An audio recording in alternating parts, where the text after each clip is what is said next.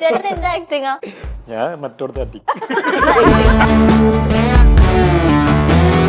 മറ്റുള്ളവരുടെ കൊളാക്കണ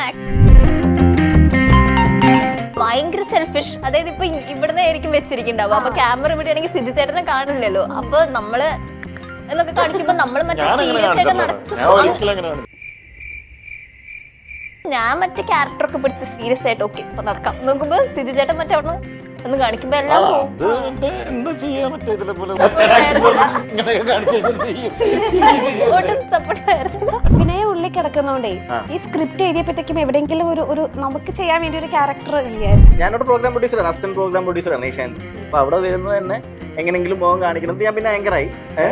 അപ്പോൾ അപ്പോഴൊക്കെ അഭിനയം അപ്പൊ അവസാനം ആരും നമുക്ക് ചാൻസ് തരാൻ പോകില്ല. അപ്പൊ ഞാൻ എന്ത് ചെയ്തു, സ്ക്രിപ്റ്റ് എഴുതിയിട്ട് ഞാൻ അതിനകത്ത് അഭിനയിക്കാൻ തീരുമാനിച്ചു. എൻ്റെ ഒരു സുഹൃത്തിന് കൊടുത്ത് പുള്ളി ഡയറക്ടർ, ഞാൻ സ്ക്രിപ്റ്റ് റൈറ്റർ. അങ്ങനെ അതിനകത്തൊരു വേഷം അങ്ങനെ വന്ന് പിന്നെ സ്ക്രിപ്റ്റ് വരുമ്പോൾ നമുക്ക് പേടിയായി പോയി. നമുക്ക് നമ്മളെ കാസ്റ്റ് ചെയ്യാൻ, നീ എന്നെ പോലും നീ നിന്റെ പെങ്ങളെ കെട്ടിച്ചു കൊടുക്കുമോ, നീ നിന്റെ ഇതെന്ന് പറയുന്ന പോലെ എനിക്ക് ക്യാരക്ടർ നീ കൊടുക്കുമോ, നിന്റെ ക്യാരക്ടർ. അപ്പൊ സംവിധായകൻ ആക്ടർ തമ്മിലുള്ള സാധനം ഉണ്ടല്ലോ, ക്യാരക്ടർ കൊടുത്തില്ല,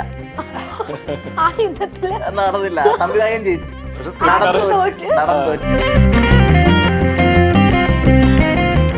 ഹലോ എവ്രി വൺ, ഡോസ് സിനിമയുടെ വിശേഷങ്ങളുമായി നമ്മുടെ കൂടെ സിനിമയുടെ ടീം ചേരുകയാണ്. ഹലോ. കുറച്ചുകൂടെ നമ്മൾ ആകെ ഇങ്ങനെ ഒരു എനർജി കുറവുള്ള പോലെ ഉണ്ടോ? കുറച്ചുകൂടെ ഹായ് എന്ന് പറഞ്ഞു. ഫുഡ് കഴിക്കാം. എനിക്കാണെങ്കിൽ ഫുൾ ടൈം എപ്പോഴും ഈ വിശക്കുന്നതിന് തൊട്ട് മുമ്പേ കിട്ടാറുള്ളൂ. അതെന്താന്നറിയാം, ഇന്റർവ്യൂസ് അല്ല എനർജി അല്ല, ഇന്റർവ്യൂസ് അങ്ങനല്ല, ഇന്റർവ്യൂസ് കിട്ടാറുള്ളൂ. ഓക്കെ, എന്താണ് ഡോസ് നമുക്ക് വേണ്ടി ഒരുക്കി വെച്ചിരിക്കുന്നത്?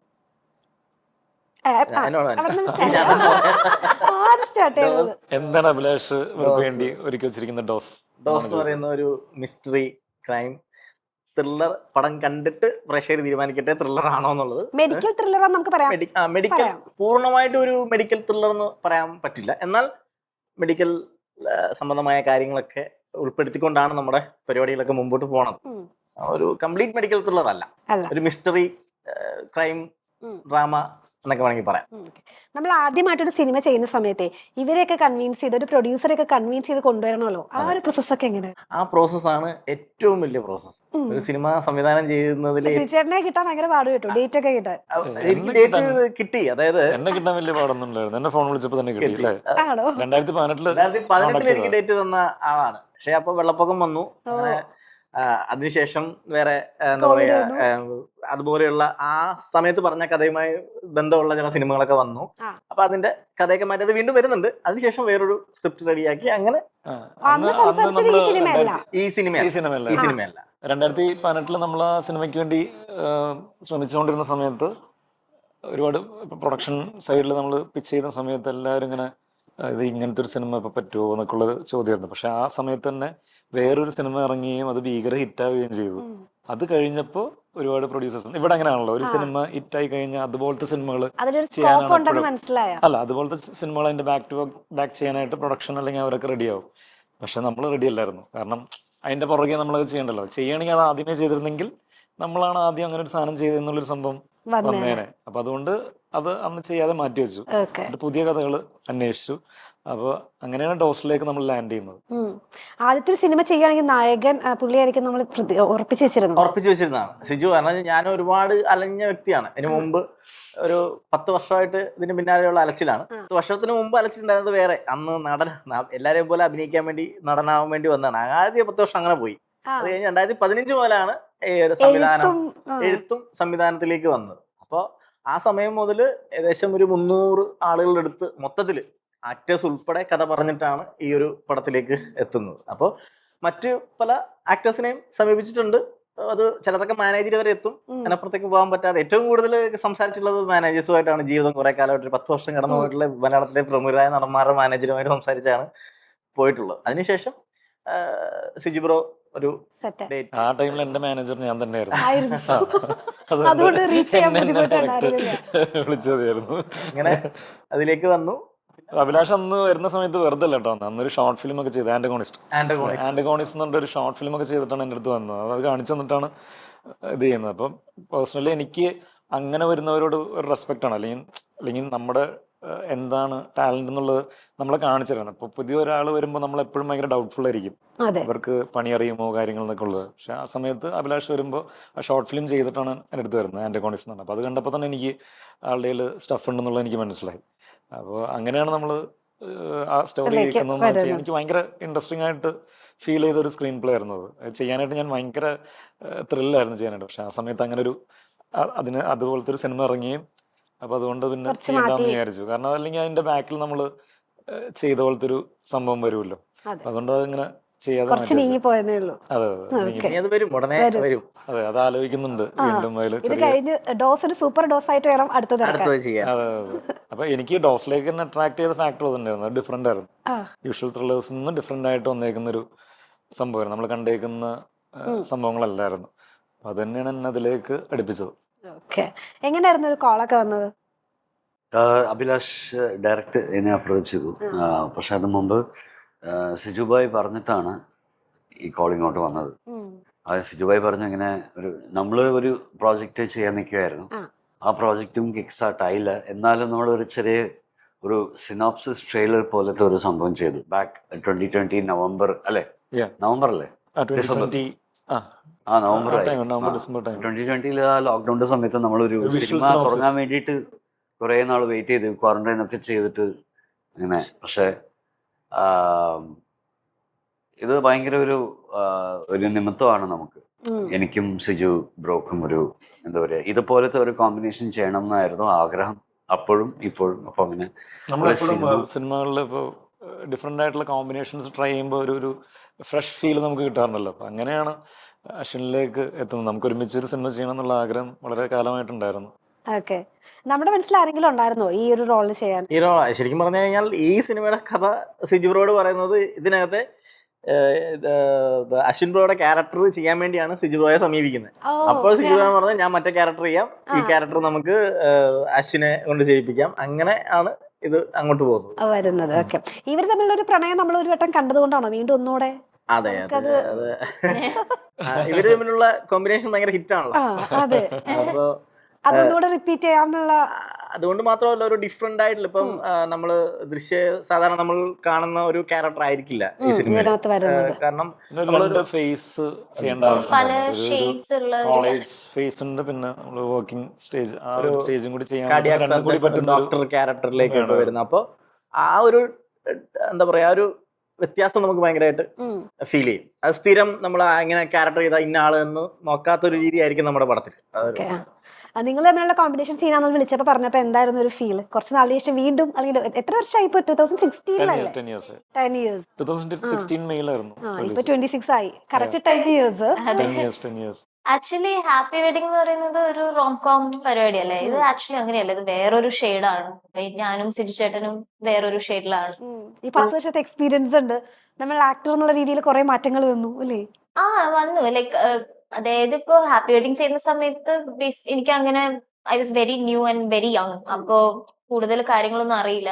എനിക്കിപ്പോഴും ഓർമ്മയുണ്ട്, എന്റെ അടുത്ത് ഒരാൾ പ്രൊഫൈൽ എന്ന് പറഞ്ഞപ്പോ ഞാൻ മറ്റേ ദൃശ്യ _ രഘുനാഥ് എന്ന് പറഞ്ഞ സംഭവമായിട്ടുണ്ട്. കാരണം പ്രൊഫൈൽ എന്ന് പറയുന്നത് അതായത് നമ്മുടെ അടുത്തുള്ള ക്യാമറയിൽ പ്രൊഫൈൽ എന്ന് പറയുമ്പോ എനിക്കറിയില്ലായിരുന്നു നമ്മൾ പ്രൊഫൈലാണ് കാണിക്കേണ്ടത്. ഞാൻ വെരിഫൈ ടിക്കുണ്ട് ദൃശ്യ _ രഘുനാഥ് അത്രയും പോലും എനിക്കൊന്നും അറിയില്ലായിരുന്നു. അപ്പോ അവിടെ നിന്ന് ഞാനിങ്ങനെ പഠിച്ച് ദിസ് ഇസ് നൈസ്, എനിക്ക് I want to know more about it എന്നുള്ള രീതിയിൽ ഞാൻ പിന്നെ ഡിഗ്രി ചെയ്യുന്ന സമയത്ത് ഇതിനെ ബേസ് ചെയ്തിട്ടുള്ള ഒരു സംഭവം തന്നെ പഠിച്ചു. റോന്തിന് ശേഷമാണോ ഈ ഒരു കോള് വരുന്നത്? റോന്തിന്റെ PR സതീഷ് ഏട്ടനായിരുന്നു. ഇതിന്റെയും സതീഷ് ഏട്ടനാണ്. സതീഷ് ഏട്ടൻ അത് കഴിഞ്ഞിട്ട് വിളിച്ചു ചോദിച്ചു, അത് നാട്ടിലുണ്ടോ, കൊച്ചിയിലാണോ? അവന് ഉണ്ട്, ഇങ്ങനെ ഒരു പടം തുടങ്ങുന്നുണ്ട്, അതിന്റെ ഓഡിഷൻ നടക്കുന്നുണ്ട്, ഒന്ന് പോയി ചെയ്യാമോ? ഓ ചെയ്യാലോ എന്ന് പറഞ്ഞിട്ട് അടുത്ത ദിവസം രാവിലെ പോയി അഭിലാഷ് ഏട്ടനെ കാണുന്നു, ഓഡിഷൻ ചെയ്യുന്നു. അന്ന് വൈകുന്നേരം മനസ്സിലാവുന്നു ഇല്ല, അന്ന് that day morning I was there. അപ്പം പോയി ഓഡിഷൻ ചെയ്യുന്നു, മനസ്സിലായി. അത് വൈകുന്നേരം അറിയുന്നു അത് I am a part of the project. I think അതിന്റെ ഒരു 5 ദിവസം കഴിഞ്ഞിട്ടായിരുന്നു ഇത് ഷൂട്ട് സ്റ്റാർട്ട് ചെയ്തത്. ലൈക്ക് വെരി ലാസ്റ്റ് മൊമെന്റ് ആയിരുന്നു എന്റെ ജോയിനിങ്. ഐ തിങ്ക് ഞാൻ ലാസ്റ്റ് ആയിരുന്നോ ഈ പ്രോജക്റ്റില് കയറാനായിട്ട്? I was the last one. So അത് വെരി ലാസ്റ്റ് എന്താ പറയുന്നത് ലൈക്ക് ഈ നിമിത്തം യാ ഇതിന് ഞാൻ ബേസിക്കലി ബോംബെ ആണ് ജനിച്ച് വളർന്നതൊക്കെ ആൻഡ് ബേസ്ഡും അവിടെ ആയിരുന്നു. ഇപ്പം ഈയിടെയാണ് കൊച്ചിയിലേക്ക് മാറിയത്. അപ്പോ ഇവിടേക്ക് ഒരു കണക്ഷനും ഇല്ല. തിരിച്ചു പോകാൻ വേണ്ടി ഇരുന്നതായിരുന്നു. അപ്പോഴാണ് ഈ കോൾ വന്ന ഇനിയൊരു ദിവസം ഞാൻ ഇവിടെ ഉണ്ട് എന്ന് പറഞ്ഞ് ഇത് നടന്ന് ഇങ്ങനെ ആവുന്നത് വരുന്നത്. Very on the spot. Okay. ഈ മെഡിക്കൽ ഫീൽഡ് അല്ലെങ്കിൽ മെഡിക്കൽ ആയിട്ട് അത് വെച്ചിട്ടുള്ള ഒരു സിനിമയാണല്ലോ നമ്മൾ എടുക്കുന്നത്.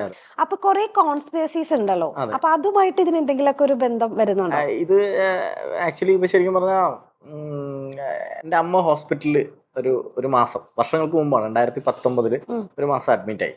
കൊച്ചിയിലെ തന്നെ ഒരു ഹോസ്പിറ്റലാണ്. അപ്പൊ ഈ സമയത്ത് നമുക്ക് രാത്രി കാലങ്ങളിൽ എനിക്ക് ഉറക്കമില്ല. അപ്പൊ ഞാനിങ്ങനെ വെറുതെ ഇങ്ങനെ ഇറങ്ങി നടക്കും.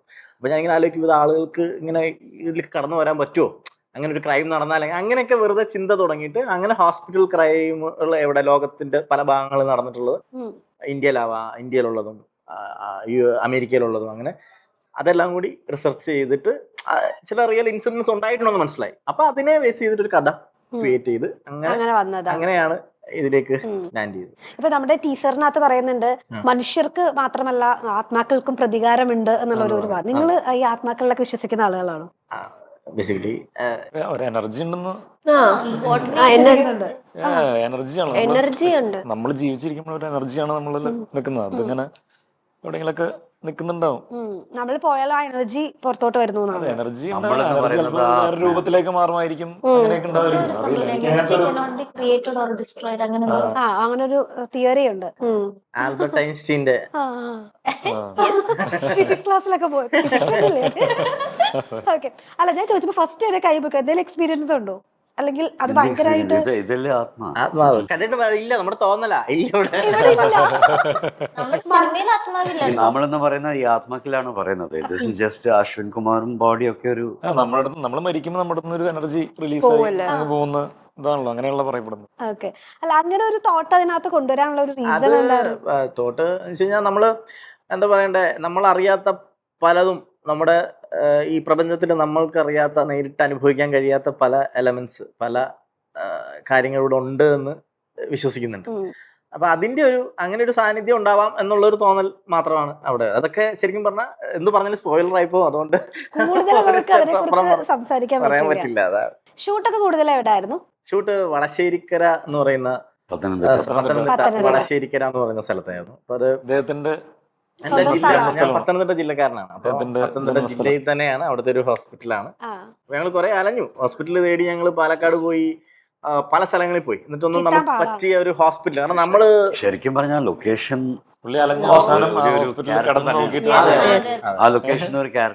അതിൽ തന്നെ അതൊരു കഥയുടെ ഒരു പാർട്ടാണ്. അപ്പൊ ലൊക്കേഷൻ കണ്ട് ഭയങ്കര ബുദ്ധിമുട്ടായിരുന്നു. ലൊക്കേഷൻ അവസാനം പിന്നെ നമ്മുടെ ആ നാട്ടുകാരൻ പുള്ളി ഒരുപാട് അലഞ്ഞു തിരിഞ്ഞു, എന്നിട്ട് അവസാനം ആ ഹോസ്പിറ്റലിൽ കടന്നു. ഇതാണ് എനിക്ക് പറ്റിയ ഷൂട്ടിംഗ് ചെയ്യുമ്പോൾ എന്നെ പിടിച്ച് ആദ്യം തന്നെ അഡ്മിറ്റ് ചെയ്തു. എനിക്ക് മഞ്ഞപ്പിത്തം സംഭവിച്ചതാ. അങ്ങനെ ഒരു 12 ദിവസം ഞാൻ അവിടെ കിടന്നു. എന്നിട്ടാണ് ഷൂട്ട് തുടങ്ങിയത്. 12 ദിവസം കഴിഞ്ഞ് ഷൂട്ട് തുടങ്ങി. എല്ലാവരും ഡോസ് എടുത്തിട്ടാണ് പടം തുടങ്ങിയത്. ഫുൾ ചെക്ക് ചെയ്ത് ഹോസ്പിറ്റൽ കറക്റ്റ് ആണോ എന്ന്. എല്ലാവർക്കും മഞ്ഞപ്പിത്തം വരുന്നു. ആദ്യം നമ്മുടെ DOPക്ക് മഞ്ഞപ്പിത്തം വന്നു ഫസ്റ്റ്. ഞങ്ങൾ വിചാരിച്ചു അവന് കുഴപ്പമില്ല, അവന് റെസ്റ്റ് ചെയ്യാൻ മോനെ പറഞ്ഞു വിട്ടു. അപ്പൊ നമ്മൾ ബാക്കി എല്ലാവരും സേഫ് ആണെന്ന് വിചാരിച്ചു. അപ്പൊ ഞാൻ ഇങ്ങനെ കുറച്ച് ദിവസം കഴിഞ്ഞപ്പോൾ എനിക്കൊരു ചെറിയ ക്ഷീണം, പടിയൊക്കെ കയറുമ്പോൾ ഒരു ചെറിയ പ്രശ്നം. അപ്പൊ ഞാൻ നമ്മുടെ ഒരു എക്സിക്യൂട്ടീവ് പ്രൊഡ്യൂസറുണ്ട് മനോജ് കുമാർ പറപ്പള്ളി എന്ന് പറഞ്ഞിട്ട്. അപ്പൊ പുള്ളിക്കാരനോട് ഞാൻ പറഞ്ഞു, പുള്ളി പറഞ്ഞു എനിക്ക് കുഴപ്പമില്ലടാ, പ്രശ്നമൊന്നുമില്ല, അങ്ങനൊന്നുമില്ല, നീ പേടിക്കണ്ടെന്ന് പറഞ്ഞു. അങ്ങനെ പുള്ളി എനിക്ക് ധൈര്യം തന്നു. ഞാൻ ടെസ്റ്റിന് കൊടുത്തു. അവിടെ ചെന്ന് കഴിഞ്ഞപ്പോഴാണ് ടെസ്റ്റ് റിസൾട്ട് വരുന്നത്. അപ്പൊ തന്നെ പിടിച്ച് അഡ്മിറ്റ് ചെയ്തു. ഒരാഴ്ച കഴിഞ്ഞാൽ പുള്ളിക്ക് മഞ്ഞപ്പിത്തം. അങ്ങനെ ഓരോരുത്തർ, പിന്നെ ഞങ്ങളെ പ്രൊഡ്യൂസർക്കും ആക്ടേഴ്സിനും മാത്രമാണ് പ്രൊഡ്യൂസറെ എങ്ങനെ കൺവിൻസ് ചെയ്ത്? പ്രൊഡ്യൂസറെ കൺവിൻസ് ചെയ്ത് കഴിഞ്ഞാല് ഇത് ഈ സബ്ജക്റ്റുമായിട്ട് ഇങ്ങനെ അലഞ്ഞുകൊണ്ടിരിക്കുന്ന സമയമാണ്. അപ്പൊ അലഞ്ഞുകൊണ്ടിരിക്കുന്ന സമയത്ത് നമ്മുടെ ഞാൻ ഇതിന്റെ DOP വിഷ്ണു, അതാണ് വിഷ്ണു, പിന്നെ മനോജ് കുമാർ എന്ന് പറഞ്ഞില്ല പുള്ളിക്കാരൻ, ഞങ്ങളൊരു 3 പേരൊക്കെയാണ് ഇതിനകത്ത് പ്രാരംഭഘട്ടത്തിലുള്ളത്. അപ്പൊ അങ്ങനെ എങ്ങനെയെങ്കിലും ഒരു പ്രൊഡ്യൂസർ വേണമല്ലോ. അപ്പൊ അങ്ങനെ അലഞ്ഞുകൊണ്ടിരിക്കുന്ന സമയത്ത് നമ്മളൊരു ഫ്രണ്ട്, ഒരു ജിതേഷ് എന്ന് പറഞ്ഞ ഫ്രണ്ട് ഉണ്ടാവും. അപ്പൊ അവനെ ഇങ്ങനെ കണ്ടപ്പോൾ അവൻ പറഞ്ഞു ഒരു പ്രൊഡ്യൂസർ ഉണ്ട് അങ്ങനെ. പുള്ളി ഒമാനിലാണുള്ളത്. ഒമാനിൽ നിന്ന് വിളിച്ച് അങ്ങനെ ഓൺലൈനിൽ കഥ പറഞ്ഞു. അപ്പൊ പുള്ളിക്ക് ആദ്യം കഥ പറഞ്ഞപ്പോൾ തന്നെ പുള്ളിക്ക് അത് ഇഷ്ടപ്പെട്ടു. പിന്നെ അതിന്റെ ഡിസ്കഷൻ അങ്ങനെ കുറച്ച് മുമ്പോട്ട് പോയി ഒരു ദിവസം ഒരു ദിവസം അത് ഭയങ്കര ഇമോഷണൽ ആയിട്ടാണ് ഈ പടം സ്റ്റാർട്ട് ചെയ്യുന്നത്. അതായത് DOP വിഷ്ണു പ്രസാദ് നമ്മുടെ ക്യാമറമാൻ. അപ്പൊ അവൻ ഇങ്ങനെ പടത്തിന്റെ കാര്യങ്ങളൊന്നും റെഡി ആവുന്നില്ല, അങ്ങനെ പറഞ്ഞു ഞാൻ നിർത്താണ് ചേട്ടാ, ഞാൻ പോവാണ്, ഞാൻ ദുബൈക്ക് പോവാ, ഇതൊക്കെ നിർത്താൻ പോവാന്ന് പറഞ്ഞിട്ട് ഭയങ്കര ഇമോഷണലി ഭയങ്കര റിയൽ ആവും, എങ്ങനെയെങ്കിലും ഓണാക്കണം. അപ്പൊ ആ ദിവസം ഞാൻ നമ്മുടെ ഷാൻഡോ തോമസ് നമ്മുടെ പ്രൊഡ്യൂസറെ വിളിച്ചു പറഞ്ഞു, ചേട്ടാ നമുക്ക് തുടങ്ങണം, നമുക്ക് ഇങ്ങനെ പ്ലാൻ ചെയ്യാം, അങ്ങനെ പ്ലാൻ ചെയ്യാം. അന്ന് പടം ഓണായി. പിന്നെ അടുത്ത ദിവസം ഞങ്ങൾ ഒന്നിച്ച് പോയി സിജു ബ്രോയെ കണ്ടു, സിജു ബ്രോയെ ഓക്കെ ആയി. പിന്നെ അങ്ങോട്ട് പരിപാടി ആരംഭിക്കുകയായിരുന്നു. നമ്മൾ ഈ കഥ പറയുന്ന സമയത്തെ സിജുട്ടൊക്കെ സ്റ്റാർട്ട് ചെയ്ത ടൈമായിരുന്നു. ഇപ്പൊ കുറച്ചുകൂടി ഇങ്ങോട്ട് വന്നു. അതെ. അപ്പൊ ഒരു ടെൻഷൻ ഉണ്ടായിരുന്നു, ഇനി ഇത് കമ്മിറ്റ് ചെയ്യോ അല്ലെങ്കിൽ? ആ ടെൻഷൻ ഉണ്ടായിരുന്നു. കാരണം വെച്ച് കഴിഞ്ഞാൽ സിജു ഉള്ള കാര്യം മുഖത്ത് നോക്കി പറയുന്ന ആൾ. ആദ്യം ഒരു മടിയില്ല. ആദ്യം ചെന്ന സമയത്തും പറയുന്നുണ്ട് സ്ക്രിപ്റ്റ് രണ്ടാമത് ഞാൻ സ്ക്രിപ്റ്റ് കൊണ്ടുവന്നു. ആദ്യം കഥ പറഞ്ഞപ്പോൾ ഇഷ്ടപ്പെട്ടു, പിന്നെ സ്ക്രിപ്റ്റ് വായിച്ചു, അതിന്റെ ചില സജഷൻസും കാര്യങ്ങളൊക്കെ പുള്ളിക്കാരൻ പറഞ്ഞു. അങ്ങനെ അത് കഴിഞ്ഞൊരു ഗ്യാപ്പ് വന്നു. പിന്നെ ഞാൻ കുറെ നാളായിട്ട് പിന്നെ ഞാൻ വീണ്ടും ഇതിലേക്ക് പോയി, വീണ്ടും നടക്കത്തില്ല, അങ്ങനെ വേറെ അലച്ചിൽ വേറെ സബ്ജക്റ്റ്. ഇതിനിടെ ഒരുപാട് സബ്ജക്റ്റുകൾ പ്ലാൻ ചെയ്യുന്നുണ്ട്. പിന്നെ ഈ സബ്ജക്റ്റ് തന്നെ പ്ലാൻ ചെയ്ത് വന്ന് അങ്ങനെ എത്തി. ഇത് പറഞ്ഞു കഴിഞ്ഞപ്പോൾ പുള്ളിക്കാരൻ അപ്പം തന്നെ ഇത് പറഞ്ഞു തീർന്നപ്പോൾ തന്നെ ഓക്കെ പറഞ്ഞു, നമുക്ക് ചെയ്യാം, ക്യാരക്ടർ ഒന്ന് മാറ്റണം. പുള്ളി കാണുന്നത് വേറൊരു ക്യാരക്ടർ ചെയ്യാൻ വേണ്ടിയിട്ടാണ്, അതായത് അശ്വിൻ റോയുടെ ക്യാരക്ടർ ഞാൻ ചെയ്യാം, പക്ഷെ ആ ക്യാരക്ടർ ഇങ്ങനെ മാറുക, അങ്ങനെ സംഭവം റെഡി. ചോദിച്ചായിരുന്നു നിങ്ങൾ എന്തിനാ ക്യാരക്ടർ മാറ്റി? ഞാൻ ഇതൊക്കെ അറിയുന്നത് ഇതിനെ പറ്റി ഒരു ഐഡിയ ഇല്ലായിരുന്നു എനിക്ക്. സ്ഥിരം പോലെ പോലീസല്ലേ, ശരി. ഞാൻ ആ സമയത്ത് പോലീസ് ക്യാരക്ടർ ചെയ്ത് കഴിഞ്ഞിരിക്കുന്നു. അപ്പൊ അടുപ്പിച്ച് അങ്ങനെ വരണ്ടല്ലോ എന്ന് വിചാരിച്ചിട്ട് ഞാൻ അങ്ങനെ മാറിയതാണ്. അതുകൊണ്ടാണ് അടുപ്പിച്ച് അവൻ ചെയ്താ മതി. എന്നാൽ ഇത്രയും നാളായിട്ട് ഈ കഥ അറിയത്തേ ഉണ്ടായിരുന്നില്ല. അല്ല, അറിഞ്ഞില്ല. നമ്മൾ കാഷ്വലായിട്ട് ഒരു ദിവസം ഒന്ന് മീറ്റ് ചെയ്തു. പുള്ളി സിജു ബ്രോ വിളിച്ചിട്ട് പറഞ്ഞു, അതായത് അത് പുള്ളിക്കത്ര ഇഷ്ടമായില്ല, അല്ലെങ്കിൽ വലിയ ഒരു എന്താ പറയുക, ഒരു എനർജി കിട്ടൂലേ ഒരു നറേഷൻ കേട്ടിട്ട്, ഒരു പ്ലോട്ടോ അല്ലെങ്കിൽ വൺ ലൈനർ കേട്ട് ഇതിലെന്തോ ഒരു സംഭവം ഉണ്ടെന്ന് ആ ഒരു ആവശ്യത്തിലാണ് പുള്ളി എന്നെ വിളിച്ചത്. അല്ലെങ്കിൽ പുള്ളി എനിക്കറിയാം, പുള്ളിയുടെ അടുത്ത് എനിക്ക് കോള് വന്നു കഴിഞ്ഞാൽ എന്തോ ഒരു സംഭവം ഐ ഗസ് ചെയ്തു. സംസാരിച്ചപ്പോൾ പുള്ളി പറഞ്ഞു ഇങ്ങനെ ഒരു സംഭവം ഉണ്ട്, അതൊക്കെ. പുള്ളി പറഞ്ഞപ്പോഴേ എനിക്ക് പുള്ളി എത്രത്തോളം കൺവിൻസ് ആയെന്ന് എനിക്ക് മനസ്സിലായി. അപ്പോൾ so that gave me the first boost or encouragement അഭിബായ മീറ്റ് ചെയ്യാൻ. we've all been through so many narrations, so it's like yet another narration ആവോ അല്ലെങ്കിൽ ഈ നറേഷൻ പ്രോഗ്രസ് ആവും. എപ്പോഴും ആ ഒരു ഘട്ടം ഉണ്ടല്ലോ. ബായനെ മീറ്റ് ചെയ്തപ്പോൾ ഭയങ്കര ഹാപ്പി ആയിരുന്നു ഞാൻ. അപ്പം തന്നെ ഞാൻ പറഞ്ഞു, ബട്ടറൊന്നും ചെയ്യുന്നില്ല, സത്യമായിട്ടും നല്ല സിനിമയാണ്, നല്ല സിനിമയായിട്ട് തന്നെ വരട്ടെ, പക്ഷെ നല്ല കഥയാണ്, നല്ല സബ്ജക്റ്റാണ്. ഒരുപാട് ത്രില്ലേഴ്സ് വരുന്നുണ്ട്, ആ ത്രില്ലേഴ്സിൽ നിന്ന് എങ്ങനെ മാറി നിൽക്കും ഇത് എന്നാണ് ഇതിന്റെ ടെസ്റ്റ്. പക്ഷെ നമ്മുടെ അറിവിൽ ഡയറക്ടറിന്റെ ഒരു വിഷനിലും നമ്മുടെ എന്താ പറയുക വണ്ടർഫുൾ പ്രൊഡക്ഷനിൽ നിന്ന് ടെക്നിക്കൽ ക്രൂ, ആർട്ടായാലും കോസ്റ്റ്യൂമായാലും even the cast whatever it is, എല്ലാവരും സിങ്കിലായിരുന്നു. We were all able to connect with it and we all felt it was all tailor made for us. നമുക്ക് ഉണ്ടാക്കിയ ക്യാരക്ടേഴ്സ് പോലെ. അപ്പൊ എല്ലാവർക്കും അതിൻ്റെതായ ഓരോരോ വേഷത്തിന് ഒരു പെർഫോമൻസ് സ്കോപ്പ് ഉണ്ട്. കാണിച്ച രീതി, നമ്മൾ പറഞ്ഞ പോലെ DOP, ഞാൻ ഓൾറെഡി ഒരു സിനിമയിൽ വർക്ക് ചെയ്ത DOP ആണ്. അപ്പം മച്ചാനാണ് നമുക്ക്. അപ്പൊ അവന്റെ വർക്കിനെ കുറിച്ചും എനിക്ക് നന്നായി അറിയാം, ഒരു ധാരണ ഉണ്ട് ഇതെങ്ങനെയായിരിക്കും ഔട്ട്ലുക്ക് അയാളൊരു. അപ്പോൾ അങ്ങനെ മൊത്തത്തിൽ കാണുമ്പോൾ I felt so much quality and class. Okay, ഇത് എന്തോ ഒരു സംഭവം ഉണ്ടാവുന്നത്. അപ്പൊ ഷൂട്ടിന്റെ സമയത്തും ഹാപ്പി ആയിരുന്നു, ഷൂട്ട് കഴിഞ്ഞിട്ടും ഡബ് കണ്ടപ്പോഴും അങ്ങനെ പ്രോഗ്രസ് ചെയ്ത് I think hill bring out A very neat thriller is what I think. It's all his work. ഇത് ഈ കാണുന്ന പോലെ തന്നെ ഒരു കൂൾ ഡയറക്ടർ ആയിരുന്നു സെറ്റിലും. അതെ, അല്ല എനിക്ക്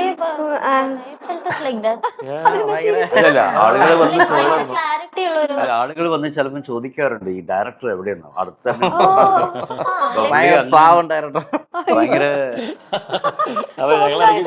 അപ്പൊ പിന്നെ ഹോസ്പിറ്റലിന്റെ ബാക്ക് സൈഡിൽ എവിടെയെങ്കിലൊക്കെ നിൽക്കണതാണ്.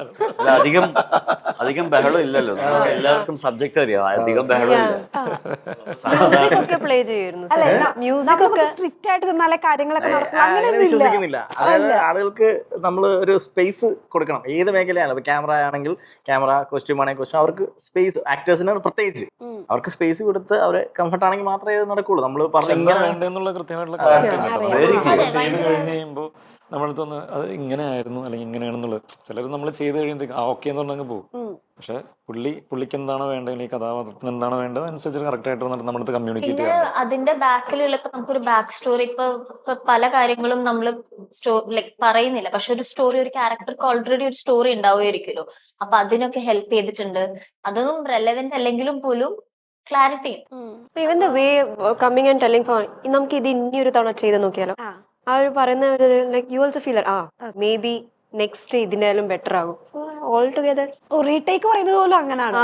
നമുക്ക് ഇത് ഇനിയൊരു തവണ അത് പൊതുവെ സിമ്പിൾ ആണത്. അത് ഭയങ്കര ഓക്കെ ടേക്ക് കഴിഞ്ഞാൽ ചിലപ്പോൾ ഫോൺ മൈക്കൊക്കെ എടുത്ത് പാട്ടൊക്കെ വെക്കും, പാട്ട് പാടും. അത് നമ്മുടെ സ്പീക്കറാണ്, ഒരു വലിയ സ്പീക്കറുണ്ട്. ഭയങ്കര സമാധാനത്തെ വർക്ക് ചെയ്യാന്നുള്ള ആഗ്രഹമാണ് എനിക്ക്. ഭയങ്കര കൂളായിരിക്കണം നമ്മുടെ സെറ്റ്. എനിക്ക് വേണ്ടത് ആവശ്യം കിട്ടിക്കഴിഞ്ഞാൽ പിന്നെ ഭയങ്കര ഹാപ്പിയാണ്. അപ്പൊ തന്നെ അവിടെ നിന്ന് അടുത്ത ഷോട്ട് വെക്കാൻ പറഞ്ഞിട്ട് നമുക്ക് ചിലപ്പം നമുക്ക് ചിലപ്പോൾ ഭയങ്കര കോൺഫിഡൻസ് കൂടും. ആ കോൺഫിഡൻസ് കൂടിയ സമയത്ത് കട്ട് പറയുമ്പോ ഇതെന്തായാലും ഓക്കെ, പുള്ളി പോന്നിട്ടെന്ന് പറഞ്ഞു, പുള്ളിയായിരുന്നു, സൂപ്പറായിരുന്നു, നമുക്ക് വൺമോറും കൂടി ഇത് കൊള്ളായിരുന്നു. പക്ഷെ നമ്മുടെ ക്രൂ അതുപോലെ ആയിരുന്നു. ഇപ്പൊ നമ്മളെ അറിയുന്ന മീൻസ് ഇപ്പൊ ഞാൻ ഇത് സബ്ജക്ട് ആരംഭിക്കുന്ന പോലെ തന്നെ വിഷ്ണു പ്രസാദ് അവരോട് ഡിസ്കസ് ചെയ്യേണ്ടത്, നമ്മുടെ പ്രൊഡക്ഷൻ ഡിസൈനർ അപ്പു മാരായി. അപ്പോൾ ഇതിനെക്കുറിച്ച് നേരത്തെ മുതലേ നമുക്കൊരു ക്ലാരിറ്റി ഉള്ളതുകൊണ്ട് എല്ലാവരും തമ്മിലുള്ള കമ്മ്യൂണിക്കേഷൻ ഭയങ്കര കറക്റ്റാണ്. അപ്പൊ അതുകൊണ്ട് നമുക്ക് അതുകൊണ്ടാണ് എനിക്ക് അത്രയും കൂളാവാൻ പറ്റിയത്. അത്രയും ഫ്രണ്ട്ഷിപ്പ് കൂടി ഉണ്ട് അവരുമായിട്ട്. അപ്പൊ അതുകൊണ്ട് അതായിരിക്കാം, അല്ലെങ്കിൽ നമ്മൾ ടെൻഷനായി പോകും എന്തായാലും. പിന്നെ പറയുന്ന പോലെ സോറി അല്ല, ജനറലി ഒരു സെറ്റിന്റെ ഒരു മൂഡ് ഒരു ഡയറക്ടർ അല്ലാണ് ക്രിയേറ്റ് ചെയ്യുന്നത്. സോ എല്ലാവരും ബിക്കോസ് സർ ലൈക് അഭിലാഷ് ഏട്ടൻ was so chill or rather ഇത്ര ഈസി ആയിട്ട് എവ്രിബഡി, ഏത് AD ഡിപ്പാർട്ട്മെന്റ് ആവട്ടെ, എല്ലാവരും ഒരു വർക്ക്, ആ ആക്ഷൻ ടു കട്ട് എല്ലാവരും ഫുൾ ഫോക്കസ് ആണ്. അത് കഴിഞ്ഞിട്ട് ഇറ്റ് ഓൾ കോമഡി പടത്തിന്റെ സെറ്റ് പോലെ ആയിരുന്നു. പക്ഷെ നടന്നുകൊണ്ടിരിക്കുന്ന ക്യാമറ ഓൺ ചെയ്ത് കഴിഞ്ഞാൽ ഭയങ്കര ഭീകരമായ പ്രശ്നങ്ങളും ഓഫ് ചെയ്ത സന്തോഷം. എന്റെ പേഴ്സണൽ എക്സ്പീരിയൻസിൽ എനിക്ക് കഥയുമായിട്ട് കുറച്ച് എനിക്കൊരു കണക്ട് ഉണ്ടായിരുന്നു. ക്യാരക്ടറിനോ അല്ലെങ്കിൽ എനിക്ക് കഥ എത്രത്തോളം ഇഷ്ടപ്പെട്ടു. അപ്പോൾ that will be one of the first takeaways for an artist. നമ്മളൊരു കാര്യത്തിനെ സ്നേഹിച്ച് ചെയ്യണമെങ്കിൽ അത് പരസ്യത്തിനാവാം. സിനിമ കാണാത്ത കാരണം കണക്ട് ചെയ്യാൻ പറ്റുന്നില്ല. അല്ല, ഇത് പറയുന്നത് സിനിമ കാണാത്തതുകൊണ്ട് നമുക്ക് കണക്ട് ചെയ്യാൻ പറ്റുന്നില്ല. കണ്ടു കഴിയുമ്പോൾ മനസ്സിലാവും. അല്ലല്ല, അതായത് ആ കഥ നമ്മൾ ഇഷ്ടപ്പെടുമ്പോൾ ഇതൊരു നല്ല പ്രോജക്റ്റ് ആവും എന്ന് പറയുന്ന ഒരു ഊഹം ഉണ്ടാവൂലേ എവിടെയെങ്കിലും, somewhere in the air. ഒരു കൺവിക്ഷൻ അവിടെ ഉണ്ട്, ആ സെറ്റിൽ തന്നെ ഉണ്ട്. എല്ലാവർക്കും ഒരു കൺവിക്ഷൻ ഉണ്ട്, പടം വർക്കാവും പണം. അപ്പൊ ആരും സംശയത്തിലില്ല. അതുകൊണ്ട് തന്നെ എല്ലാവരും ഇങ്ങനെ വർക്ക് ചെയ്യുമ്പോഴത്തേക്ക് അധികം ബഹളമേ ഇല്ല. പാട്ടും തമാശകളും അല്ലെങ്കിൽ എന്താ പറയാ, ചില്ലാണ്. അല്ല, ആ ഒരു മൂഡ് ക്രിയേറ്റ് അങ്ങനെ ഒരു സംഭവം ഒന്നും ഇല്ല അല്ലെ? അതായത് ഇതൊരു ത്രില്ലർ ജോണർ ഒക്കെ ആണല്ലോ. അപ്പൊ കുറച്ചുകൂടി സീരിയസ് ആയിട്ട് ഇപ്പം അങ്ങനെ ആ മ്യൂസിക് ഒക്കെ ഇടും, നമ്മൾ ഏതെങ്കിലും സാധനങ്ങളൊക്കെ ഇടും. പിന്നെ ഒരു തവണ എനിക്ക് തോന്നുന്നു ദൃശ്യ ചിരിക്കുന്ന സമയത്ത് ഞാൻ ചിരിപ്പിച്ചതാണോ? ഞാൻ മെത്തേഡാണ്, ചേട്ടൻ അതല്ല. ദൃശ്യ അതിങ്ങനെ ക്യാരക്ടർ പിടിച്ച് നിൽക്കുക, ക്യാരക്ടർ ഇങ്ങനെ ഉൾക്കൊണ്ട് നിൽക്കായിരിക്കും. അപ്പൊ ചായ എന്തെങ്കിലും പറയണമെന്ന് വെച്ചാൽ അല്ല, എനിക്ക് ആ ഒരു സോണില് ഇരുന്നിട്ട് ഞാൻ അങ്ങനെയാണ് ഈ പടം ചെയ്തേക്കുന്നത്. അപ്പൊ ഞാനിങ്ങനെ കഷ്ടപ്പെട്ട് ക്യാരക്ടർ പിടിച്ചിരിക്കുന്ന സമയത്ത് സിരിച്ചേട്ടൻ വന്നിട്ട് കോമളിത്തരം കാണിക്കും. അപ്പൊ എല്ലാം പോവും. അപ്പൊ പിന്നെ ആദ്യം തൊട്ട് വീണ്ടും തുടങ്ങണം, ക്യാരക്ടർ പിടിച്ചിരിക്കണം. അപ്പൊ അങ്ങനെ ഒരുപാട് ഇതുണ്ടാവും, അതിനൊക്കെ തരണം ചെയ്യണം. പലപ്പോഴും അങ്ങനെ ആയി പോകുന്നു. ഒരുപാട് ചാലഞ്ചസ് ഉണ്ടാവും. തൊട്ട് വിളിക്കേണ്ടി വരും. അങ്ങനെയാണോ? ഒരു ക്യാരക്ടറിന് ഇറങ്ങി പോരാൻ കുറച്ചധികം സമയം വേണ്ട? കുറച്ച് ടൈം എടുക്കും. മെത്തേഡ് ആക്ടിംഗ് ആയിട്ട് അതിന്റെ റിസൾട്ട് പടത്തിൽ കാണാനുണ്ട്. ഇതിപ്പം ഏകദേശം ഫൈനല് കാണുമ്പോ നമുക്കത് കിട്ടുന്നുണ്ട്. ക്യാരക്ടർ ഉൾക്കൊണ്ടിട്ടുണ്ട്. മെത്തേഡ് ആക്ടിങ് ഇപ്പൊ അതതിന്റെ കൂടെ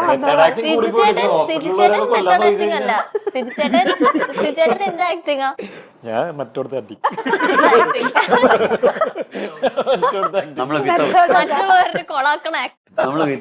ഇങ്ങനെ തന്നെയാണ് സെറ്റിൽ ഇതുപോലെ തന്നെ ആയിരുന്നു. അതായത് ഞാൻ ഷോട്ട് കഴിഞ്ഞ് പിന്നെ ഞാൻ അത് ഭയങ്കര സെൽഫിഷ്. അതായത് ഇപ്പൊ ഇവിടുന്ന് ആയിരിക്കും വെച്ചിരിക്കുന്നുണ്ടാവും. അപ്പൊ ക്യാമറ ഇവിടെ ആണെങ്കിൽ സിജു ചേട്ടനെ കാണില്ലല്ലോ. അപ്പൊ നമ്മള് എന്നൊക്കെ കാണിക്കുമ്പോ നമ്മൾ മറ്റേ ഞാൻ അങ്ങനെ സീരിയസ് ആയിട്ട് കാണിച്ചിട്ടില്ല, ഞാൻ ഒരിക്കലും അങ്ങനെ കാണിച്ചിട്ടില്ല. പ്രൊഫഷണൽ നോണ ആക്ഷൻ മാറി ഒരിക്കലും അങ്ങനെ കാണിച്ചിട്ടില്ല. അയ്യോ. അതായത് ഞാൻ മറ്റേ ക്യാരക്ടറൊക്കെ പിടിച്ച് സീരിയസ് ആയിട്ട് ഓക്കെ ഇപ്പൊ നടക്കാം നോക്കുമ്പോ സിജു ചേട്ടൻ മറ്റേ അവിടെ ഒന്ന് കാണിക്കുമ്പോ ആ, എല്ലാം പോകും. അത് മറ്റേ എന്താ ചെയ്യാ, മറ്റേ ഇതിലെ പോലെ എന്റെ ഉദയനാണ് പണി താരത്തിലെ പോലെ കഴിഞ്ഞപ്പോൾ മറ്റേ ഒട്ടും support ആയിരുന്നില്ല. ഇങ്ങനെയൊക്കെ കാണിച്ചു കഴിഞ്ഞാൽ എന്ത് ചെയ്യും? ഒട്ടും സപ്പോർട്ട് ആയിരുന്നില്ല. എങ്ങനെ എങ്ങനെ ഒന്നും കാണിച്ചു Method acting എന്ന് പറഞ്ഞിട്ട് ഉദയനാമത്തില് ഇങ്ങനെയൊക്കെ കാണിച്ചു കഴിഞ്ഞാൽ ചിരിയല്ലേ? ഓക്കെ. ഇതിനകത്ത് ആരെ ഡീൽ ചെയ്യാനായിരുന്നു ഏറ്റവും പാട്? ഈ നമുക്ക് എല്ലാരും ഡീൽ ചെയ്യാൻ ഭയങ്കര സിമ്പിൾ ആയിരുന്നു. ഓ, സത്യം പറയാം, പാടാതെ സത്യം പറഞ്ഞാൽ ഭയങ്കര സിമ്പിൾ ആയിരുന്നു. അത് എല്ലാവരും വളരെ പെട്ടെന്ന് എനിക്ക് എന്തോ കിട്ടി ഭാഗ്യമാണെന്ന് തോന്നുന്നു. വലിയ എനിക്ക് ഭയങ്കര എന്നോട് ഈ പാടാ. പടം തുടങ്ങുന്നതിന് മുമ്പ് എന്റെ കൂടെ നേരത്തെ ഉള്ള സുഹൃത്തുക്കൾ ഡയറക്ട് ചെയ്തവരൊക്കെ പറയും ഇത് ഇങ്ങനെ ആയിരിക്കും, പ്രൊഡ്യൂസർ എങ്ങനെയായിരിക്കും, പ്രൊഡ്യൂസർ. പക്ഷെ എന്തോ ദൈവാനുഗ്രഹം, എന്റെ പ്രൊഡ്യൂസർ ആരെ കൊണ്ട് ഒരു പ്രശ്നമില്ലായിരുന്നു. ഒരു പ്രശ്നമില്ല. എന്റെ പ്രൊഡ്യൂസർ എന്ന് പറഞ്ഞു കഴിഞ്ഞാൽ പുള്ളി അവിടെ ഇരിപ്പുണ്ട്. അങ്ങോട്ട് camera ഒരു ഇല്ല. പ്രശ്നമില്ല. പുള്ളി ഭയങ്കര, നമുക്ക് ആ സ്പേസ് ഇല്ലെങ്കിൽ ഇത് നടക്കത്തില്ല ഒരിക്കലും. നമുക്ക് ഇങ്ങനെ ഒരു ത്രില്ലർ ചെയ്യാൻ പറ്റില്ല, കാരണം അഭിപ്രായങ്ങൾ കൂടുന്തോറും പരിപാടി നശിച്ചു. അവിടെ ആരും തെല്ലടിക്കുന്നില്ല. അപ്പൊ അത് അങ്ങനെ ഒരു ആള്. പിന്നെ എന്താ പറയാ, ആക്ടേഴ്സ് എല്ലാവരെയും ഡീൽ ചെയ്യാൻ വളരെ, പിന്നെ എല്ലാവരെയും ഡീൽ ചെയ്യാൻ വേണ്ടി എന്റെ നമ്മുടെ എക്സിക്യൂട്ടീവ് പ്രൊഡ്യൂസർ ഉണ്ട്, മനോജ് കുമാർ പറപ്പള്ളി. നമ്മുടെ അദ്ദേഹം മനോജിന്റെ പേര് ഇപ്പൊ ഇന്റർവ്യൂല് ഒരു 10-20 പ്രാവശ്യമെങ്കിലും പറഞ്ഞിട്ടുണ്ടോ? പറഞ്ഞിട്ടുണ്ട്. അത് PRT പഠിപ്പിച്ച് കേട്ടായിരുന്നോ ഇങ്ങനെ പറയണമെന്നുള്ളത്? എന്ത് പഠിപ്പിച്ചിട്ടുണ്ടെന്നാണ് പഠിപ്പിച്ചു? എന്തെങ്കിലും തരാം എന്തെങ്കിലും പറഞ്ഞു. അല്ല, ശരിക്കും നിങ്ങൾക്ക് PRT പഠിപ്പിച്ചാണോ ഇവിടെ ഇന്റർവ്യൂസിനൊക്കെ? എന്തെങ്കിലുമൊക്കെ പറഞ്ഞു? അങ്ങനെയാണെങ്കിൽ ഇങ്ങനെ ആവോ ഇന്റർവ്യൂ? ഒന്നും പറയില്ല. ഇവിടെ വന്ന് നിങ്ങള് പറയാ നമ്മള് സിനിമയെ കുറിച്ചല്ലേ സ്പോയിലർ ഒന്നും പറയരുതെന്ന് മാത്രം ഞാൻ പറഞ്ഞില്ല. വേറൊന്നും ഞാൻ പറഞ്ഞിട്ടില്ല. എന്താണ് പറയാ, ഓക്കെ. ഈ ലൊക്കേഷൻ ഹണ്ട് കഴിഞ്ഞ ഏറ്റവും സ്ട്രഗിൾ പിന്നെ എന്തായിരുന്നു? ലൊക്കേഷൻ ഹണ്ട് കഴിഞ്ഞ് കഴിഞ്ഞാൽ പിന്നെ നമ്മൾ എന്താ പറയാ, ബാക്കി ഈ ഹോസ്പിറ്റൽ ആയതുകൊണ്ട് നമ്മൾ മുകളിലത്തെ ഒരുപാട് എന്താ പറയാ ഫ്ലോറുകൾ മുകളിലായിരിക്കും നമ്മൾ ചെയ്യുന്നത്. അപ്പോ ഈ ലൈറ്റ് യൂണിറ്റ് പരിപാടികളൊക്കെ, ലിഫ്റ്റ് ഇല്ലേ? ആ ലിഫ്റ്റ് അവിടെ വർക്ക് ചെയ്യുന്നില്ലായിരുന്നു. ലിഫ്റ്റ് വെച്ചാൽ അവിടെ ലിഫ്റ്റ് ചില സ്ഥലങ്ങൾ വരെ പോവാം. ഒരുപാട് നമ്മൾ ആദ്യം കണ്ട ലൊക്കേഷനൊക്കെ നമ്മൾ മാറ്റി എന്നിട്ട് താഴേക്ക് വന്ന് സീറ്റ് ചെയ്ത് അങ്ങനെയൊക്കെയുള്ള ആ പ്രതിസന്ധികളൊക്കെ ഉണ്ടായിട്ടുള്ളൂ. വേറെ പിന്നെ പ്രശ്നങ്ങളൊന്നും ഉണ്ടായിട്ടില്ല. ലിഫ്റ്റ് ഇല്ലാന്നുള്ളത് അറിയത്തില്ലായിരുന്നു. നമ്മൾ ലിഫ്റ്റ് ഉണ്ട്, 2ാം നില വരെ എന്തോ പോവുള്ളൂ. അത് കഴിഞ്ഞിട്ട് മുകളിലേക്ക് എന്തെങ്കിലും ഒരു പ്രശ്നം ഉണ്ടാവില്ലേ? ശരിക്കും പറഞ്ഞ പ്രശ്നങ്ങളൊന്നും ഇല്ലായിരുന്നു, അതാണ് സത്യം അല്ലേ? അപ്പൊ കൂടെ ഉണ്ട്. ലിഫ്റ്റിന്റെ പ്രശ്നം ഉണ്ടായിരുന്നല്ലേ നമുക്ക്? ഈ സിനിമയ്ക്ക് ഒരു പ്രൊഡ്യൂസറിനെ കണ്ടെത്താനായിരുന്നു ഏറ്റവും വലിയ പ്രശ്നം. അതാണ് ഇതിന്റെ സത്യം. എല്ലാ പ്രശ്നവും അടുത്ത സിനിമ ചെയ്തിട്ട് വരുമ്പോ ഇതേപോലെ ഞാൻ ക്വസ്റ്റ്യൻ ചോദിക്കുമ്പോ എന്തെങ്കിലും കണ്ടുപിടിച്ചോണ്ടായിരുന്നു. അത് ദൈവം അനുഗ്രഹിച്ച് എനിക്ക് അല്ല, ആ പ്രശ്നം വെച്ചാൽ മഞ്ഞപ്പിത്തമാണ് ഏറ്റവും കൂടുതൽ. 10-15 ഇയേഴ്സ് 10 വർഷമായിട്ട് ഡയറക്ഷന് വേണ്ടിയിട്ട് ട്രൈ ചെയ്യുന്നു. പറയുന്ന പോലെ ട്രൈ ചെയ്തോണ്ടിരിക്കണ അത്രയും സ്ട്രഗിൾ എന്തായാലും ഇപ്പൊ ഈ സിനിമ ചെയ്യുമ്പോഴത്തേക്കും ഇല്ല, അതാണ് സത്യം. അതാണ് ഏറ്റവും വലിയ ബാക്കിയാണ്. നമ്മളിപ്പോ ഈ ഹെൽത്ത് അഫക്റ്റ് ആയതാണ് ആക്ച്വലി ഏറ്റവും കൂടുതൽ പ്രശ്നം. കാരണം എല്ലാവരും മോഡിലേക്ക് വരണ്ടേ. നമ്മൾ ഈ പേപ്പറിൽ എഴുതി വെച്ചേക്കുന്ന സാധനങ്ങൾ ഫ്രെയിമിലേക്ക് ആക്കണമല്ലോ. പേപ്പറിലേക്ക് എഴുതാനായിട്ട് നമ്മളും നമ്മുടെ ചിന്തകളും ഒരു പേനയും പേപ്പറും പിന്നെ അതിനെ പറ്റിയ ഒരു മൂഡ് ക്രിയേറ്റിംഗ് സ്പേസും കൂടി മതി. മറ്റേത് സ്ക്രീനിലേക്ക് ആക്കണമെന്നുണ്ടെങ്കിൽ ആൾക്കാർ വേണം, ആക്ടേഴ്സ് വേണം, ബാക്കിയെല്ലാം വരും. ഫസ്റ്റ് വേണ്ടത് പ്രൊഡക്ഷനാണ്. ഒരു പ്രൊഡക്ഷൻ ആയി കഴിയുമ്പോൾ ബാക്കിയെല്ലാം പതിയെ ബാക്ക് ടു ബാക്ക് വന്നോളും. ഈ അഭിനയം ഉള്ളിൽ കിടക്കുന്നോണ്ടേ ഈ സ്ക്രിപ്റ്റ് എഴുതിയപ്പോഴത്തേക്കും എവിടെയെങ്കിലും ഒരു നമുക്ക് ചെയ്യാൻ വേണ്ടി ഒരു ക്യാരക്ടർ ഇല്ലായിരുന്നു? അതായത് ശരിക്കും പറഞ്ഞാൽ ഞാൻ ആദ്യമായിട്ട് സ്ക്രിപ്റ്റ് എഴുതുന്നത് ഇപ്പം Kaumudi channel programme producer Jithesh Sethu എന്ന് പറയുന്നത് ഞങ്ങൾ ഒരുമിച്ച് ഏഷ്യാനെറ്റിൽ വർക്ക് ചെയ്യുന്നത്. അപ്പൊ എന്റെ ആക്ടിംഗ് പാഷൻ എന്താണെന്ന് പുള്ളി, അതായത് ഞാൻ അവിടെ വരുന്നത്, ഞാനവിടെ പ്രോഗ്രാം പ്രൊഡ്യൂസറാണ്, അസിസ്റ്റന്റ് പ്രോഗ്രാം പ്രൊഡ്യൂസറാണ് ഏഷ്യാനെറ്റിൽ. അപ്പൊ അവിടെ വരുന്നത് തന്നെ എങ്ങനെങ്കിലും മുഖം കാണിക്കണം. ഞാൻ പിന്നെ ആങ്കറായി. അപ്പോൾ അപ്പോഴൊക്കെ അഭിനയം. അപ്പൊ അവസാനം ആരും നമുക്ക് ചാൻസ് തരാൻ പോകുന്നില്ല. അപ്പൊ ഞാൻ എന്ത് ചെയ്തു, ഈ സ്ക്രിപ്റ്റ് എഴുതിയിട്ട് പഴയ ചിന്ത തന്നെ സ്ക്രിപ്റ്റ് എഴുതിയിട്ട് ഞാൻ അതിനകത്ത് അഭിനയിക്കാൻ തീരുമാനിച്ചു. എന്റെ ഒരു സുഹൃത്തിന് കൊടുത്ത്, പുള്ളി ഡയറക്ടർ, ഞാൻ സ്ക്രിപ്റ്റ് റൈറ്റർ. അങ്ങനെ അതിനകത്തൊരു വേഷം അങ്ങനെ വന്ന് പിന്നെ സ്ക്രിപ്റ്റ് വരുമ്പോൾ നമുക്ക് പേടിയായി പോയി. നമുക്ക് നമ്മളെ കാസ്റ്റ് ചെയ്യാൻ, നീ എന്നെ പോലും നീ നിന്റെ പെങ്ങളെ കെട്ടിച്ചു കൊടുക്കുവോ, നീ നിന്റെ ഇതെന്ന് പറയുന്ന പോലെ എനിക്ക് ക്യാരക്ടർ നീ കൊടുക്കുവോ, നിന്റെ ക്യാരക്ടർ. അപ്പൊ സംവിധായകൻ ആക്ടർ തമ്മിലുള്ള സാധനം ഉണ്ടല്ലോ, ക്യാരക്ടർ കൊടുത്തില്ല, നടന്നില്ല. സംവിധായകൻ ജയിച്ചു, സ്ക്രിപ്റ്റ് നറേഷന്റെ ടൈമിൽ നമുക്ക് അഭിലാഷിന്റെ മുഖത്ത് പോയി കഴിഞ്ഞാൽ ഭാവങ്ങളും ഇനിയുമായി കാണാൻ പറ്റുള്ളൂ. കാരണം ആ എക്സ്പ്രഷനും കാര്യങ്ങളൊക്കെ നമുക്ക് കറക്റ്റ് ആയിട്ട് കിട്ടും. അല്ല, അഭിനയിച്ച് കാണിക്കില്ല. അത്ര കഥ പറയുമ്പോഴൊക്കെ ഇങ്ങനെ ചെറിയ പരിപാടിയൊക്കെ ജസ്റ്റ് സ്റ്റോറി ടെല്ലിംഗ് ആയിട്ട് കാണിക്കും. പക്ഷെ അഭിലാഷിന്റെ ഫുൾ സ്കിൽസ് കണ്ടിട്ടില്ല. ഓക്കെ അത് മലയാളം ഇൻഡസ്ട്രി കാണാൻ കിടക്കുന്നതേ ഉള്ളൂ. ഉള്ളൂ ഇതൊരു തുടക്കമാണ് ഡോസ് അത് തുടക്കം. അല്ലേ? ഓക്കെ വോയിസ് ഒക്കെ കൊടുത്തിട്ടുണ്ട് ആ പടത്തില്. ഓക്കെ ഞാൻ ഡബ് ചെയ്യാൻ പോയപ്പോ സ്റ്റുഡിയോയില് വേറെ പരിചയമുള്ള വോയിസ് ഇത് ഇങ്ങനെ വോയിസ് ഉള്ളതെന്ന് ചോദിച്ചു. എന്റെ ശബ്ദം പല ഭാഗത്തും കേൾക്കാൻ പറ്റത്തില്ല. ആ എന്റെ ശരീരമില്ലെങ്കിലും ശബ്ദം ഞാൻ അവിടെ എന്തെങ്കിലും ആവട്ടെ. ആത്മാവായിട്ടുണ്ടായിരിക്കും. അതാണ് ആത്മാവ്. അതാണ് പറഞ്ഞത് ആത്മാവിന്റെ പ്രതികാരം എന്ന്. മാവ്. ആ പേഴ്സണൽ കഥ പേഴ്സണൽ ആയിട്ടുള്ള എന്തെങ്കിലുമൊക്കെ ബന്ധമുണ്ടോ ഈ കഥയ്ക്ക്? അത് പേഴ്സണലായിട്ട് ഇപ്പൊ ഞാൻ ഹോസ്പിറ്റലിൽ ഞങ്ങള് കിടന്നു. ചോദിച്ചായിരുന്നു ഒരുപാട്. ഞാൻ ഈ സ്ക്രീൻ പ്ലേ ഇതല്ലാതെ വേറെ സ്ക്രീൻ പ്ലേസ് കേട്ടിട്ടുണ്ടായിരുന്നു. ആ അപ്പൊ ശരിക്കും ഞാൻ ചോദിച്ചിട്ടുണ്ട്, ശരിക്കും ഇതൊക്കെ ചെയ്യുന്നു നിങ്ങൾ ഇതുപോലത്തെ പരിപാടികളൊക്കെ ചെയ്യുന്നുണ്ടോ ഞാൻ ചോദിക്കാറുണ്ട്. എന്നിട്ട് സിനിമയാക്കിയിട്ട് വന്നേക്കുവാണോ? കംപ്ലീറ്റ് അല്ല, ത്രില്ലർ. ചില കാര്യങ്ങൾ ആക്ച്വലി എന്താന്ന് വെച്ചാൽ നമ്മള് ബേസ്ഡ് ഓൺ ട്രൂ ഇവന്റ്സ് നമ്മൾ ഇട്ടാൽ പോലും നമ്മൾ ശരിക്കും അതിന് ആ ക്രൈമിന്റെ ഒരു സയൻസ് ഉണ്ടല്ലോ. ആ മരുന്ന് ചെയ്യുന്ന കാര്യം അത് എന്തുമാത്രമാണ്, അല്ലെങ്കിൽ എന്തോ ഒരു സംഭവം വേറെ ഒരു എന്താ പറയുക, കുറെ സ്കാംസ് നടക്കുന്നുണ്ട്, കുറെ കോൺസ്പിറസീസ് നടക്കുന്നുണ്ട്. When we are shooting certain scenes that actually feel dangerous, ഇതെന്തായാലും സിനിമയാണ്, നമ്മൾ കോസ്റ്റ്യൂം ഉപയോഗിക്കുന്നു, മേക്കപ്പ് ഉപയോഗിക്കുന്നു, എല്ലാം ഉണ്ട്, എഫക്ട്സ് ആണ്, ഇതൊക്കെയാണ്. പക്ഷെ നമ്മൾ എന്ത് ത്രില്ലർ ഇതുപോലത്തെ ബേസ്ഡ് ഓൺ ട്രൂ ഇവന്റ്സ് നമ്മൾ എടുത്തു കഴിഞ്ഞാൽ 1 minute, ഇപ്പൊ ഞാൻ 1000 Babies എന്ന് പറഞ്ഞിട്ട് ഒരു വെബ് സീരീസ് ചെയ്തു.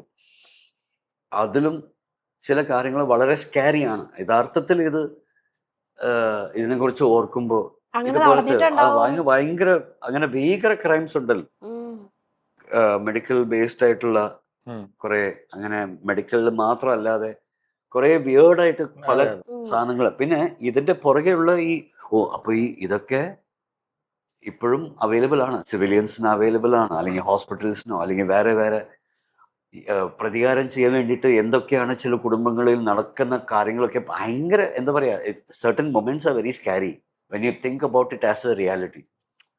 അപ്പോൾ അത് ഏറ്റവും ബെസ്റ്റ് രീതിയിൽ എങ്ങനെ നമുക്ക് ഒരു ത്രില്ലറായിട്ട് പല ഇങ്ങനത്തെ ടോപ്പിക്സിനോ അല്ലെങ്കിൽ ഈ ഷെയ്ഡിലുള്ള ഷോക്കിംഗ് ഇവന്റ്സിന് പറയുന്ന കാര്യത്തിൽ ഇതിന്റെ പുറകെ എന്തൊക്കെയാണ് അത് നമ്മൾ കാണുമ്പോൾ അതൊരു ആ ത്രില്ലർ ഫോമാറ്റാണ് നമ്മൾ വിശ്വസിക്കുന്നത്. പക്ഷെ ഇനി ബാക്കി പ്രേക്ഷകർക്ക് അത് തന്നെ നമുക്ക് കിട്ടിയ ഇമ്പാക്ട് തന്നെ കിട്ടട്ടെ എന്നാണ് ഞാൻ പ്രാർത്ഥിക്കുന്നത്. അപ്പൊ ഡോസ് എന്തായാലും തിയേറ്ററുകളിലേക്ക് എത്തുകയാണ്. അപ്പൊ എല്ലാവിധ ആശംസകളും. ഒരു സൂപ്പർ ഡോസ് തന്നെ ആവട്ടെ. Thank you. Thank you.